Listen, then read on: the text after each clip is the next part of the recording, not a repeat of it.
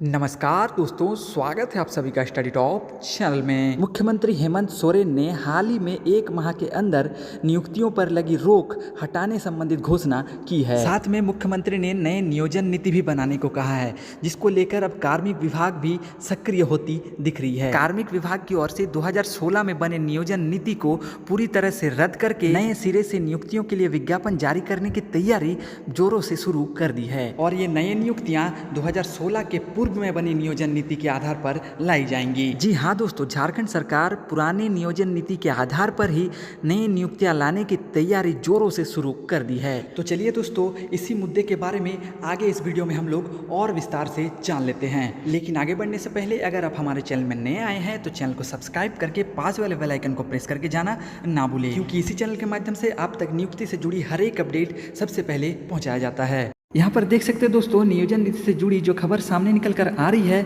उसमें बताया गया है कि अनुसूचित जिलों में 100% आरक्षण के नियम रद्द करने की फाइल राजभवन में हो रही है समीक्षा। तो आरक्षण के नियम को रद्द करने की फाइल अभी राजभवन में उसकी समीक्षा चल रही है, इसके बारे में बताया गया है। यहाँ पर आगे देख सकते हैं, दिया गया है कि रघुवर दास की सरकार में बनी नियोजन नीति रद्द होने के बाद अब झारखंड में अटकी हुई नौकरियों के दरवाजे फिर से खुल जाएंगे। हेमंत सरकार के 5 माह पूर्व के निर्णय के आलोक में कार्मिक विभाग ने राज्य के 13 अनुसूचित जिलों में 2016 से लागू 100% आरक्षण के नियम को रद्द करने के लिए फाइल राजभवन में भेज दी है। राजभवन में इसकी समीक्षा हो रही है। वहां से सहमति मिलते ही 2016 के नियोजन नीति को रद्द करने का संकल्प जारी कर दिया जाएगा।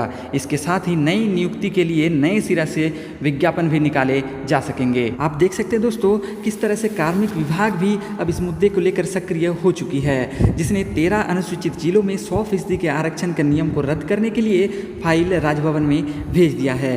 राजभवन से सहमति मिलने के बाद ही 2016 में बनी नियोजन नीति को रद्द करके नियुक्तियों के लिए नए सिरे से विज्ञापन जारी कर दिया जाएगा।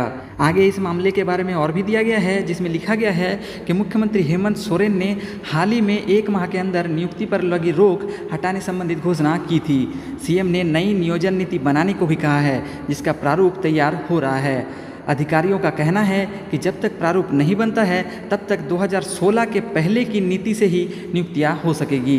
इसी आलोक में कार्मिक विभाग ने पहल तेज कर दी है। तो देख सकते हैं दोस्तों, झारखंड में किस तरह से नई नियुक्तियां लाने की तैयारी अब जोरों पर है। अगर कम समय के अंदर नई नियोजन नीति बनकर तैयार नहीं हो जाती है तब तक 2016 के पूर्व के नियोजन नीति के आधार पर ही नई नियुक्तियां लाई जाएंगी। आगे इसके बारे में और बताया गया है कि दरअसल झारखंड कैबिनेट ने पूर्व की सरकार की बनी नियोजन नीति को रद्द करने का फैसला ले लिया है। इसके तहत राज्य में 2018 में बनी 11 गैर अनुसूचित जिलों में लागू नियोजन नीति रद्द हो चुकी है।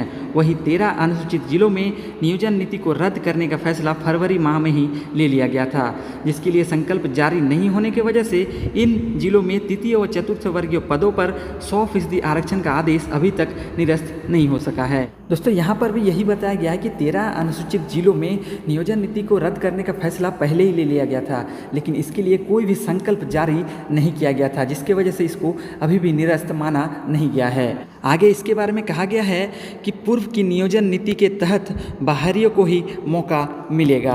अगर पूर्व की नीति लागू हो जाती है तो झारखंड के बाहर के लोगों को ज़्यादा मौका मिलेगा।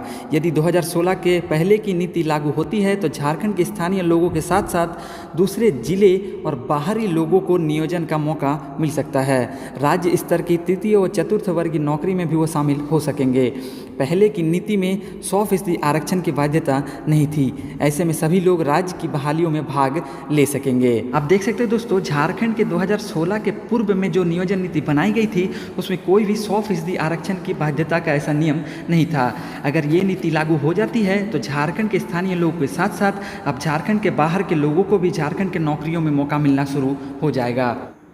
आगे यहाँ पर देख सकते हैं, झारखंड के स्थानीय लोगों को ही ज़्यादा नौकरी मिली है, उसके बारे में बताया गया है। सरकार ने अब तक एक नियुक्तियों पर सर्वे कराया है। सभी विभागों से नियुक्तियों की विवरणी की समीक्षा की गई है। अधिकारी सूत्रों के अनुसार झारखंड में अब तक जितनी भी बहाली हुई है उनमें दूसरे राज्यों से काफ़ी कम संख्या के लोग झारखंड में नौकरी करने को इच्छुक दिखे हैं। जिला व स्थानीय स्तर पर डोमिसाइल नीति के तहत आरक्षित वर्ग में 50% नियुक्ति स्थानीय लोगों को ही मिली है। वहीं अनारक्षित कोटे के 50% में भी 95 से 98% नौकरी भी झारखंड में रहने वाले लोगों को ही मिला है।